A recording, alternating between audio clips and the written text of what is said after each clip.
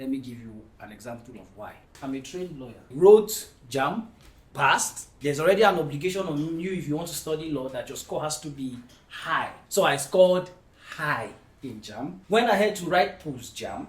Scored high in post-JAM. Got admission into the university to study law. I spent 5 years studying law. After 5 years, graduated from the university, had to now go to law school again for another 1 year, after which I qualified, called to the bar. Now, by the time I'm called to the bar, there is a level of confidence that comes with the rigors of training I've been through over the period of time. So by the time you go through all of that rigor and you graduate from law school and you're called to the bar, you are called a learned fellow. They'll tell you, no matter how educated a professor is, he cannot be learned. Only a lawyer is learned. So you have an assurance of who you are when you finish studying law. The same thing with medicine and any of the other fields, engineering and the likes. The problem with the creative industry and why you will suffer imposter syndrome a lot is simply because how a lot of creatives start their journey is, what can I do with this fire burning inside of me?